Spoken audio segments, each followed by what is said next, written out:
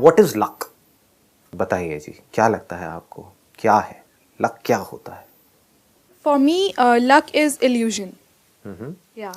Luck is illusion. Yes. It is not based in reality. लेकिन अगर आप यहाँ से बाहर जा रहे हैं, आप यहाँ पर थे, कोई और यहाँ पर था, ट्रक वाला पी करके चला रहा था, उसको नींद आई, वो साइड में आया, एक टकरा गया, एक नहीं टकराया, क्या है ये? डेस्टिनी है, लक है, क्या है? Sir, then according to me, it is karma.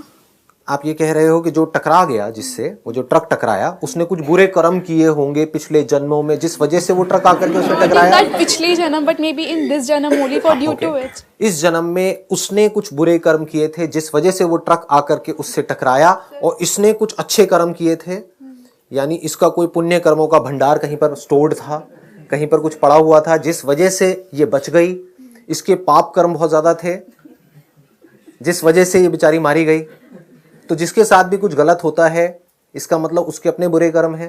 Maybe we got the protection if we are always right or we do the good एक deeds. मिनट आराम से सोच के बोलो, जो आप बोल रहे हो उसकी इंटेंसिटी को पहले देख लो।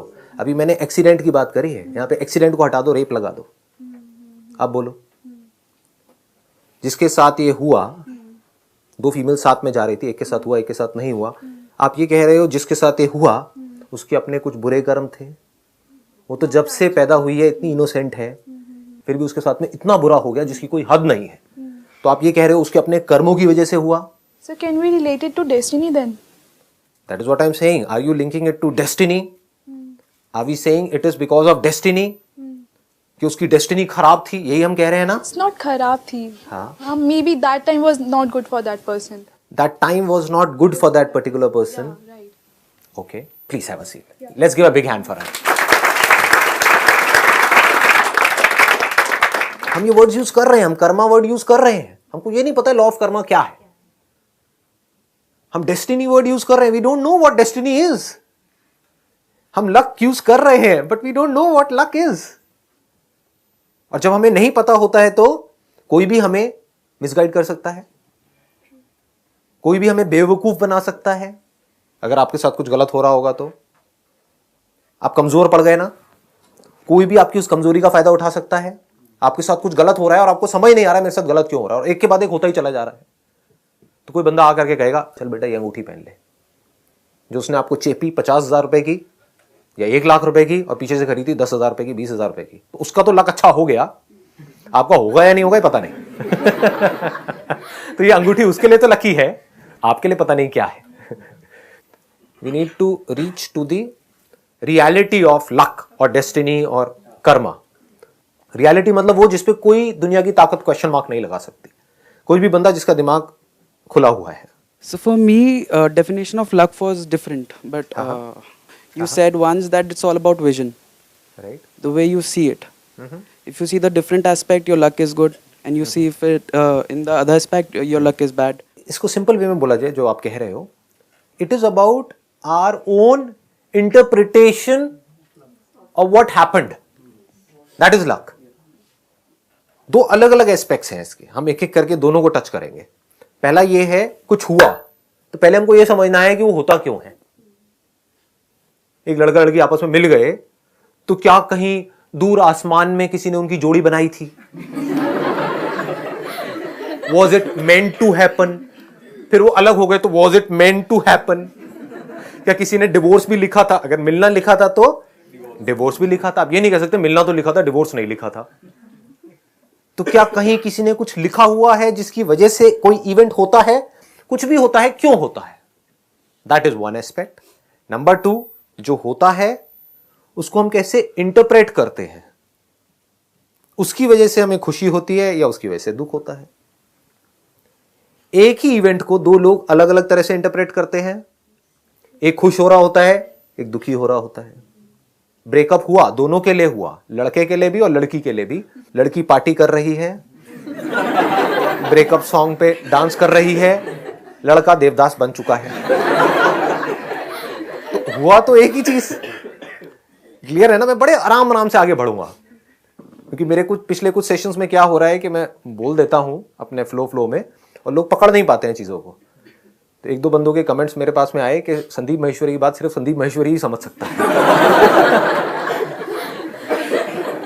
तो मैं आज अपनी तरफ से पूरी कोशिश करने वाला हूं कि आप सबको जो मैं जैसे देखता हूं इस दुनिया को वो समझ भी आए हैं। अरे ये नहीं कि मुझे समझ आया तो फिर तो मैं अपने आप से बात करके यहां पे चला गया, फिर क्या हुआ? यहां तक क्लियर हो रहा है? तो दोनों अलग अलग एस्पेक्ट्स हैं, पहले हमको बिल्कुल क्लियरली देखना है दोनों चीजों को अलग अलग करके। एक है इवेंट का होना, एक है उसका इंटरप्रिटेशन। इवेंट का होना कभी हमारे हाथ में होता है, कभी नहीं होता है, ये भी क्लियर है ना? जैसे अभी जो हमने एग्जांपल दिया था कि जब वो दोनों लड़कियां जा रही है तो उस इवेंट का होना, पीछे से ट्रक का टक्कर होना, वो उन दोनों के हाथ में नहीं है। हो गया तो जो हमारे हाथ में नहीं होता वो क्यों होता है, हमको वो समझना है, और जो हमारे हाथ में होता है वो कैसे होता है वो समझना है। इंटरप्रिटेशन किसके हाथ में होती है? पूरी तरह से या आधी अधूरी? पूरी तरह से। मतलब इंटरप्रिटेशन पे हमारा कितना परसेंट कंट्रोल है? 100% कंट्रोल है। जो एक्शंस हमारे खुद के हाथ में है उसके ऊपर हमारा कितना परसेंट कंट्रोल है? We can not call it 100%, we can call it percentage increases as and when हमारी अंडरस्टैंडिंग और एक्सपर्टीज बढ़ती चली जाती है उस काम को करने की। We can never say 100% because there are a lot of conditions, there are a lot of factors which are always beyond our control. मैं आपको कहता हूं आपको आकर के यहां पे ये बॉटल पड़ी है, इसको उठाना है, क्या आप 100% कॉन्फिडेंस के साथ कह सकते हो कि आप इस बॉटल को उठा लोगे? क्या पता लकवा मार जाए रास्ते में, क्या पता अर्थक्वेक आ जाए, कुछ भी हो सकता है। So it can't be 100%, but आप क्या कह सकते हो, इसकी पॉसिबिलिटी क्या है? अगर मैं आप में से किसी को चैलेंज देता हूं कि ये बॉटल यहां पर पड़ी है और आपको आकर के उठाना है, पॉसिबिलिटी क्या है? 50%। 50%? अरे 99.999999999999%। अगर यहीं पर वेट पड़ा हो कोई, मान लो 200 किलो का, फिर मैं आपको कहूं कि उठाना है, तो पॉसिबिलिटी क्या है? अच्छा, सबके लिए अलग अलग है या एक ही पॉसिबिलिटी है? बस समझ लो, अच्छे से समझ लो इन चीजों को भैया, कोशिश करूं आज। हाँ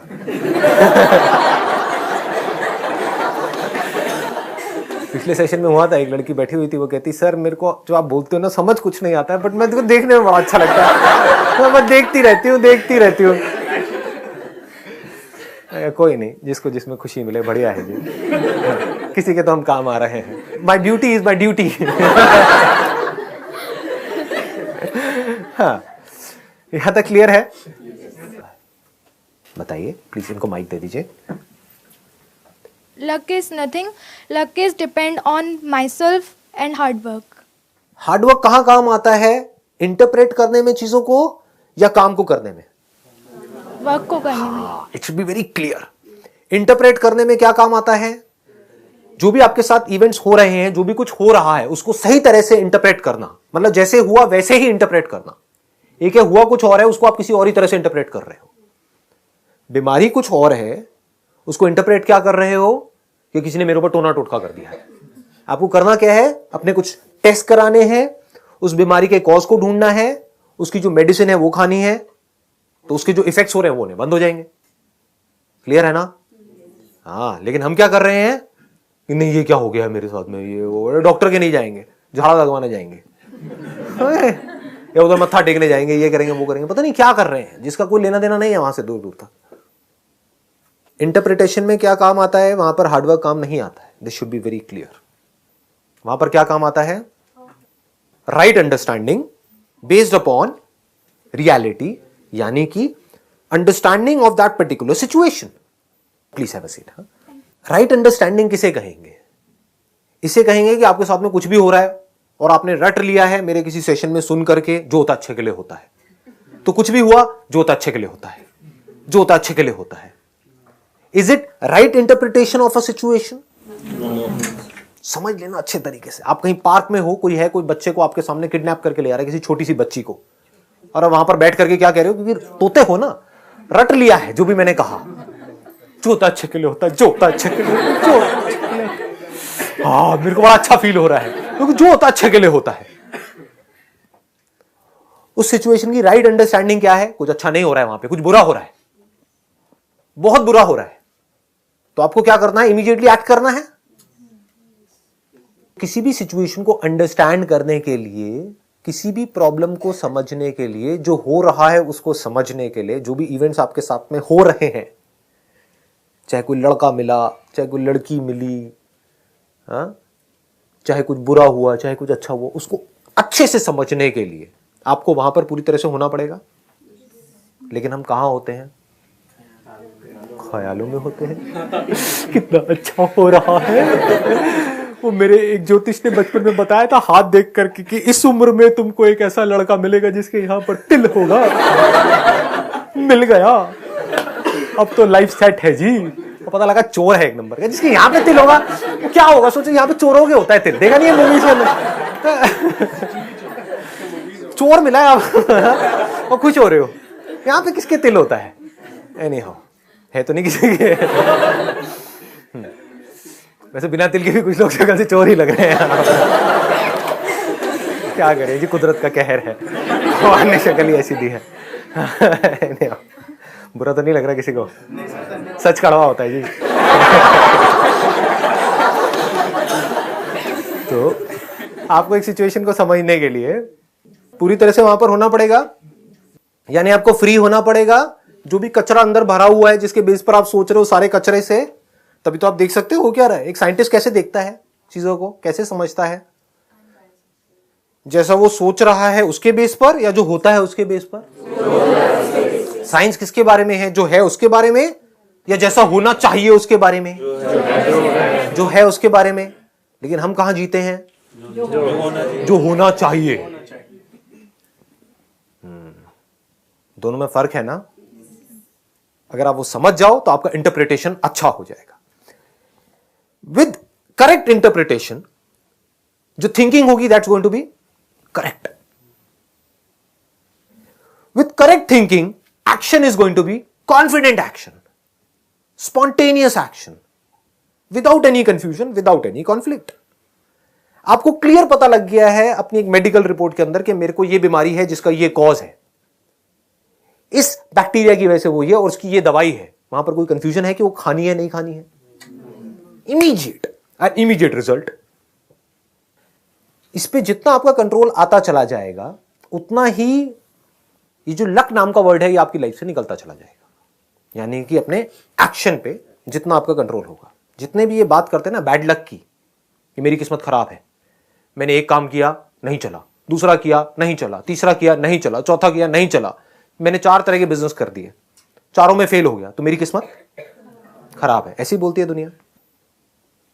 भैया आपकी किस्मत खराब नहीं है, आप खुद खराब। क्योंकि नहीं आप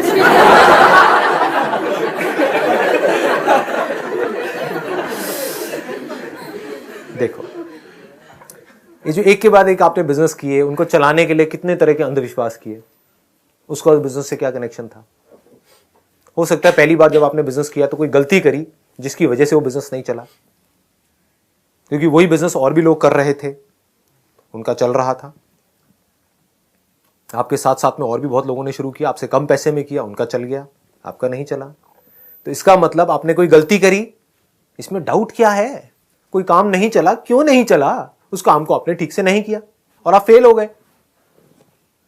फिर आपने ये नहीं समझा कि मैं क्यों फेल हुआ, और ये भी नहीं समझा कि सही के एक्शन क्या होता है, बिजनेस में सक्सेसफुल कैसे होते हैं, ये जो मेरा काम है इसमें सक्सेस कैसे मिलती है, ये नहीं समझा कि जो सक्सेसफुल हो रहे हैं वो क्यों हो रहे हैं, ये नहीं समझा। मैं फेल हो रहा हूं तो मैं क्यों हो रहा हूं, जो सक्सेसफुल हो रहा है उससे हम जलने लग गए अंदर ही अंदर कि उसकी किस्मत अच्छी है, मेरी किस्मत खराब है। उसको कुछ ऐसा पता है जो आपको नहीं पता है घोचू जी। ये बात समझ आ रही है? वो कुछ ठीक कर रहा है जिस वजह से उसका काम चल रहा है, और वो ठीक बिजनेस से ही कनेक्टेड है। ये नहीं कि वो कहीं दूर जाकर के कहीं चढ़ावा चढ़ा के आ रहा है जिसकी वजह से उसका बिजनेस चल रहा है, वो एक अलग पॉइंट है। और आप, क्योंकि आपको ये लगता है कि वो वहां पर गया, उसने ये सब किया, चढ़ावा चढ़ाया, तो आप वो सब तो कर रहे हो। समझ आ गई बात? लेकिन जो सही कर रहा है बिजनेस में वो नहीं कर रहे हो, और आप कह रहे हो मैंने भी वही किया जो उसने किया, वो भी वहां पर इतनी बार गया, मैं भी इतनी बार गया, 1 साल तक गया, वो भी हर महीने जाता है, मैं भी हर महीने जाता हूं। आप सुनने के लिए तैयार नहीं हो। बंद दिमाग के लोग, दिमाग बंद है, तो फेल हो रहे हैं। किसकी वजह से हो रहे हैं? अपनी वजह से हो रहा है। अभी तक बिल्कुल क्लियर चल रहे हैं ना? कोई डाउट, कोई दुनिया की ताकत इन सब बातों पे जो मैं बोल रहा हूं क्वेश्चन मार्क लगा सकती है? तो अब अगर वो बंदा समझ जाए कि मैं फेल हुआ क्यों हुआ, और वो गलती वो बार बार कर रहा था, 4 बार फेल हुआ ना, तो चारों बार सेम वही गलती कर रहा था अलग अलग बिजनेस में। प्रोडक्ट तो बना रहा है, मार्केटिंग की एबीसीडी नहीं पता। आपने एक बहुत अच्छा प्रोडक्ट बना के अपने घर में रख लिया और कह रहे हो बिक नहीं रहा है। अरे कैसे बिकेगा?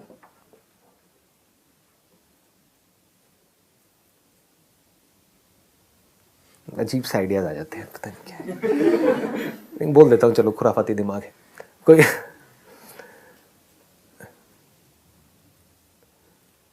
नहीं बोल दो, चलो। हाँ, कोई लड़की अगर 4 दीवारी में ही रहेगी तो उसको कोई लड़का प्रपोज करेगा क्या? हाँ, उसको बाहर तो निकलना पड़ेगा ना, तभी तो चांसेस हैं, पॉसिबिलिटी है कि उसका कहीं कोई अफेयर चलेगा। अब वो घर में बैठी बैठी सोचती रहे मुझे कोई प्रपोज नहीं कर रहा। अरे भैया, कोई देख नहीं पा रहा है, और आपकी घर की दीवारें ऐसी है जिसको कोई दूरबीन भी उसके आर पार नहीं जा सकता है। खिड़की आप बंद रखते हो, वहां पर पर्दा रखते हो, तो कोई कैसे देखे? आपका पड़ोसी आपको कैसे देखे? जब देखेगा ही नहीं तो वो बेचारा कैसे आएगा आपके पास? उसको पता ही नहीं आप वहां पे रहते हो। मतलब ठीक है। उस बंदे ने कोई गलती करी, उस गलती को उसने नहीं देखा। कुछ सही करना था, जो बिजनेस से रिलेटेड सही करना था वो उसने नहीं किया। बाकी सारे काम करे, जो उसको सही लगता था वो सब कुछ किया, लेकिन जरूरी नहीं है जो उसको सही लगता था वही सही था। आई बात समझ में? अब अगर ये बंदा बैठ करके आराम से ये समझ ले कि काम में सक्सेसफुल कैसे होते हैं, इस काम में, मतलब अपनी सारी एनर्जी सब तरफ से कचरे से हटा करके पूरी उस काम में लगा दे, अंगूठिया पंगूठिया ये वो सब उतार करके साइड में रख दे, और समझ ले कि इस काम में सक्सेसफुल कैसे होते हैं, और मैं फेल हुआ तो क्यों हुआ, तो अगली बार जब वो करेगा तो उसके सक्सेसफुल होने की पॉसिबिलिटी क्या है? बढ़ जाएगी। और अगर वो ये ना करे और कुछ भी बोलता रहे बैठा बैठा कि मेरी किस्मत बुरी है, उसकी किस्मत अच्छी है, इससे क्या होगा? अब उसकी सक्सेसफुल होने की पॉसिबिलिटी क्या है? कम नहीं है, 0% है, क्योंकि अब वो एक्शन ही नहीं ले पाएगा। यहां से आप कर्मा को भी समझ सकते हो।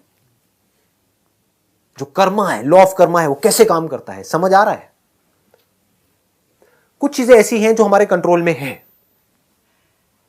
कौन सी ऐसी चीजें हैं जो साइंस के दायरे में हैं? अगर उन लॉज को हम समझ जाएं और उसके हिसाब से एक्ट करें तो हमारी सक्सेसफुल होने की पॉसिबिलिटी इज ऑलमोस्ट 100%। यानी आप गाड़ी चलाना सीखना चाहते हो तो ये साइंस के दायरे में है या नहीं है? है। गाड़ी चलाने के जो स्कूल्स हैं वो है या नहीं है? है। अगर आप वहां पर जाओ और सीखो तो आपकी सक्सेसफुल होने की पॉसिबिलिटी क्या है? बहुत ज्यादा है, almost 100%। Almost is a better word. उसके लिए करना क्या है? क्या और टोने टोटके करने हैं, या सारा ध्यान गाड़ी चलाना सीखने के ऊपर लगा देना है? बस। अब कुछ चीजें हैं जो साइंस के दायरे से बाहर हैं, साइंस की समझ से बाहर है, हमारी समझ से बाहर है। ये हो जाता है, क्यों हो जाता है? वहां पर क्या करें? क्या वो सब लक के दायरे में है? Coincidence. Is it a coincidence? Good word जो भी आपने यूज किया, coincidence. What is a coincidence? 2 incidences एक साथ में हो गए हैं लेकिन उसका कोई लॉजिक नहीं है, उसको हम कोइंसिडेंस बोलते हैं। ज्यादातर लोग ये समझते हैं कोइंसिडेंस का मतलब कि कोई रीजन नहीं है, बस हो गया है, अचानक हो गया, अचानक हो गया है, एकदम से हो गया है। वो एकदम से नहीं हुआ है, उसके पीछे कॉज एंड इफेक्ट की एक बहुत बड़ी चेन है। कुछ भी एकदम से नहीं होता है। So can we relate coincidence with karma? Not at all. Karma अलग चीज है, कोइंसिडेंस अलग चीज है। इसको पहले मैं कोइंसिडेंस को अच्छे से टच कर देता हूं, then I will come to karma. Coincidence जिसको हम कह रहे हैं कि कोई किसी से मिला, अब आप कहोगे उसी से क्यों मिला, और उसको उसी से प्यार क्यों हुआ, मुझे इतनी बड़ी दुनिया है उसमें इसी से प्यार क्यों हुआ, उसी से शादी क्यों हुई, इसके और एक स्टेप आगे बढ़ो, उसी से तलाक क्यों हुआ। अब पीछे आओ,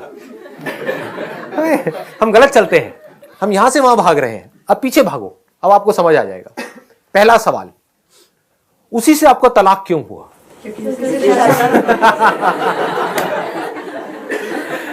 आई बात पकड़ में अंकल जी आंटी जी? हाँ, देखो समझो कैसे देखते हैं, यही तो साइंस कर रही है। और कर क्या रही है?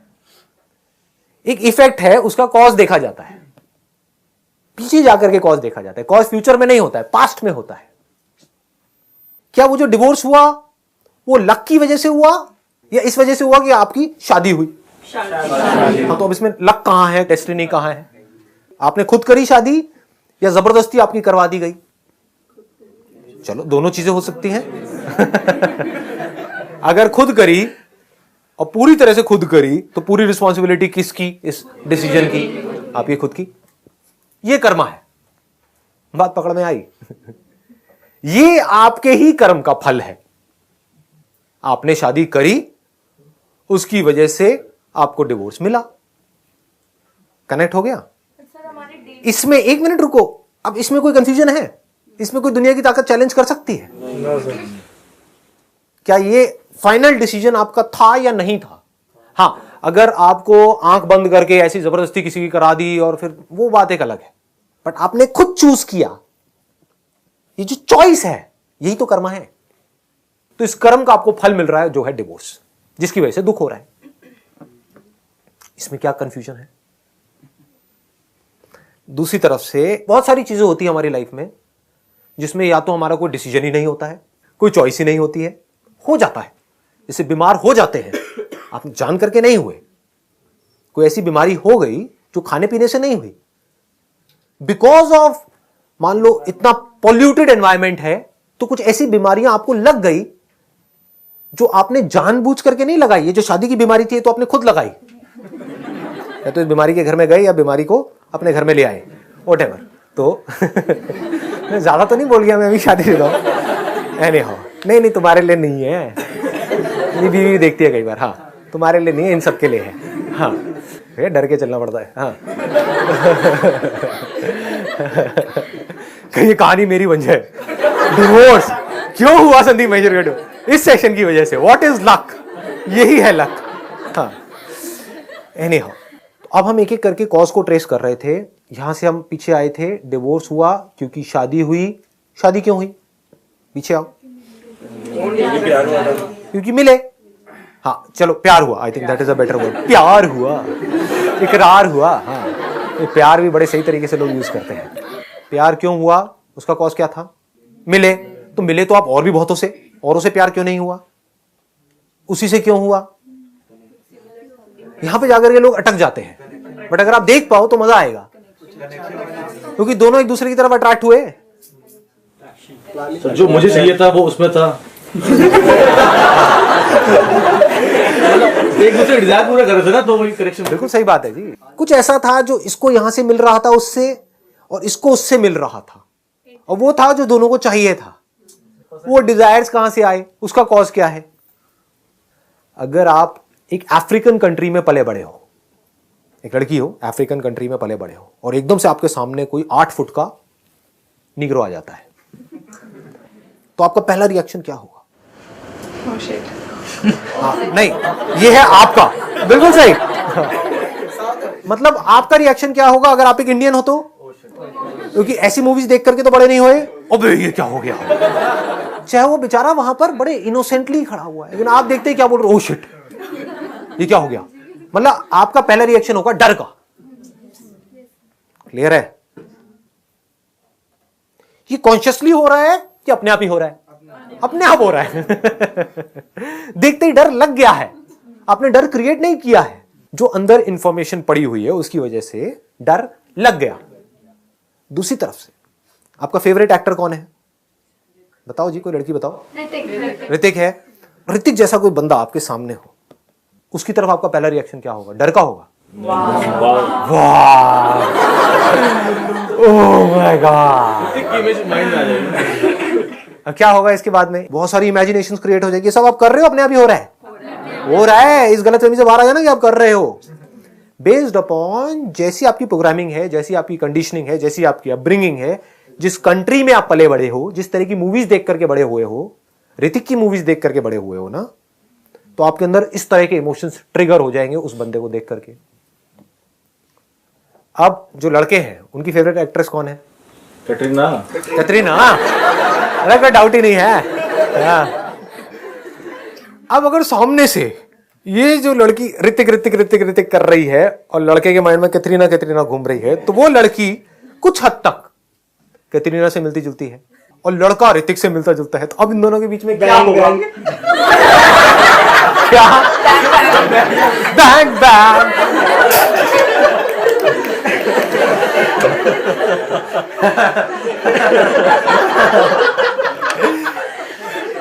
इसको कहते हैं दोहरी मतलब की बातें। नहीं हो। हाँ, मैंने नहीं करी जी, ऑडियंस है, अब कुछ भी, जनता जनार्दन है, हमारे माई बाप हैं, कुछ भी बोल सकते हैं, कुछ भी कर सकते हैं। तो ये सब कुछ हो रहा है, तो क्या ये आपका कर्म है? किसका कर्म है? थॉट्स बना रही है ना हमारी मेमोरी। ये जो इन्फॉर्मेशन आपके अंदर गई, ये इन्फॉर्मेशन किस वजह से गई? क्योंकि सोसाइटी ऐसी ही है। ऐसी मूवीज क्यों बन रही है? क्योंकि हम ऐसी मूवीज देखना चाहते हैं, इसलिए ऐसी मूवीज बन रही है। क्या साइकिल नहीं घूम रही है? साइकिल को देख पा रहे हो? हाँ, आराम से समझना आप इसको। लॉ ऑफ कर्मा का मैं आपको बिल्कुल डेप्थ में ले जा रहा हूं, और इतना सिंपल है जिसकी कोई हद नहीं है, लेकिन हम क्लियरली नहीं देखते हैं। हम बुक्स के थ्रू देखने की कोशिश करते हैं और कंफ्यूज हो जाते हैं। मैं ये नहीं कह रहा जो बुक्स में लिखा है वो गलत है, आपको समझ आ रहा है उसमें लिखा क्या है? क्योंकि थ्योरी में कंफ्यूजन होना ही होना है, रियलिटी में कोई कंफ्यूजन नहीं है। सब थियोरेटिकली समझते हैं, थियोरेटिकली बोलते हैं, थियोरेटिकली सोचते हैं। एक्चुअल में जैसे अभी हम देख रहे हैं, ऐसे कोई देखता है क्या? इतना डीप में जाता है क्या? हाँ, आप फर्क को समझ लेना। अब देखो लॉ ऑफ कर्मा क्या है। जो एक करता है उसका असर सब पे होता है, और जो सब करते हैं उसका असर एक पे होता है। सब जुड़े हुए हैं। ये लॉ ऑफ कर्मा है,